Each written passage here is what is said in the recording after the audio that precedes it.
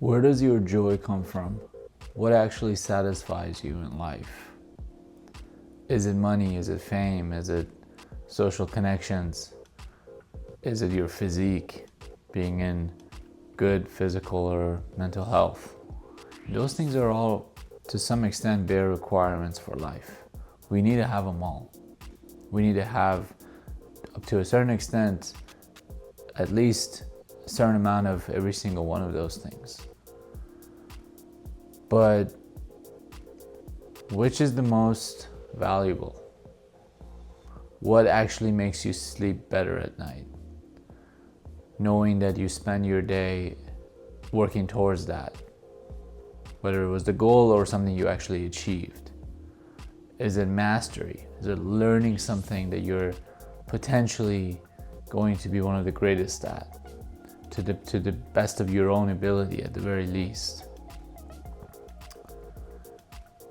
This question is important because we think we work towards a career that's going to pay us for our time, for our commitment, for our devotion, and all the hard work that we put into it.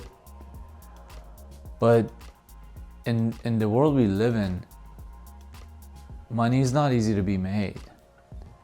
And there is a percentage rate to that, right? Like, how much money do you need to make in order for this job that you are not into or potentially even hate to be worth your while?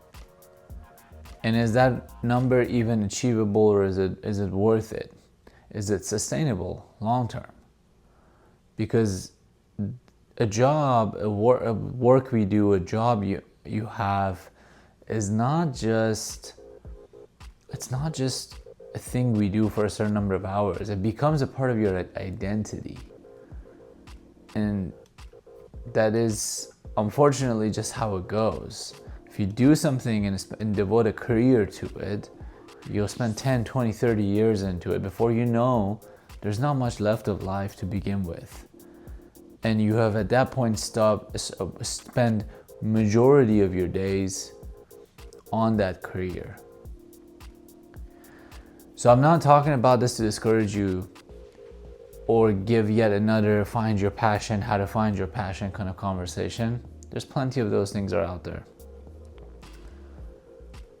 What I'm trying to get to here is to help create a deeper level of self-awareness, to help open your mind, to help you start asking deeper questions about what it is that you actually enjoy doing. And do you enjoy doing it to a point where you're willing to do it for barely any money or for completely for free? Or do you have to make millions of dollars for it to be worth your miserable time that you're now devoting and dedicating to this task that you truly hate? And how would you feel about yourself after that 1 year of profession that you are not into? How about 2? How about 3? How about a whole career of something you hate? How is that going to show in your interactions with your friends? How is that going to show in the way you take care of your physique? Are you going to, have obesity or find your way into soft addictions, rely back onto pornography and alcohol and cigarettes and weed? Or are you going to take the best care of yourself? There are people out there today who are not making much. There are people out there today who have just average jobs and are probably in better physical health than me. That are probably better mental health than me. Perhaps have even more time with their loving family. Maybe have more passionate hobbies aside from what it is they do for work. I'm interested in those people. I don't want to just meet them. I want to become them. I don't want to just meet them. I want to get to know them, and I want to understand what it is.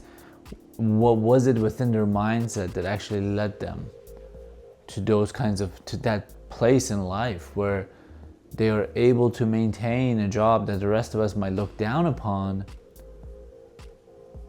But if you sit down and measure their level of happiness, you'll see that They might be far happier than anyone else. How do we get there? The way to get there, my friends, is to develop the mindset that is able to eliminate the distractions, to allow you to actually focus on what truly matters to you. And this might be the most important philosophical question of your life that you have to ask yourself every single day. Breakfast, lunch, and dinner, 3 times a day, constantly. What actually matters to me? What actually matters to you? And today the answer is settled. What about tomorrow? What about the next day? Our entire body, our entire physiology is going through change. This means our desires will change too. Our needs will change too. Our necessities, everything is going to change. And it's our responsibility, it's our duty to be aware of these changes, to be able to honor them, to be respectful to them. A man who is able to maintain that average job and live his best life, surfing at the beach, riding his bike, you name it, taking dance lessons, learning salsa, learning another language, that man has a very clear identity of what it is in life that actually matters to that human being. That woman too. In order to get there, you must ask yourself 1,000 questions. You must journal. You must constantly question and challenge your thoughts, your abilities, your desires, your loves. The challenge is where the growth comes from. The challenge is where the identity that you thought you had is going to prove to you whether it's going to stay with you and it's worth something that you're going to keep with you for a long time, or is it time for it to shed away? Because there's a new identity underneath it all coming up. Our culture today, and in the world we live in, has let go of training and philosophy, has let go of understanding and asking deeper questions about life. We are so focused on making it. We're so focused on success. We are so focused on higher education that we train ourselves to be top heavy. We are focused on what the previous decade taught us to be important, what the previous 20 years taught us to lead us to success. But that path may not be yours. That path may not even exist by the time you watch this video and you start to journal about your own life. So it's time for us as individuals to go back to our past, to the way our ancestors lived. And they asked deeper questions about what it was, what life even meant to them. The meaning of life will present itself when you have something to lose, when you're exposed to danger, when you feel the vulnerability of this entire human experience, when you feel that you are part of the food chain. At any moment, this experience can end for you, the same way it ends for whatever it is you're eating for dinner. Get closer to that mindset. That mindset is the reason why you exist today. It may not be directly serving you because your life is not being threatened on a day-to-day basis. I understand that. But that mindset has led to generations of your ancestors making the best decisions that has now led to you being present, being with us, being alive.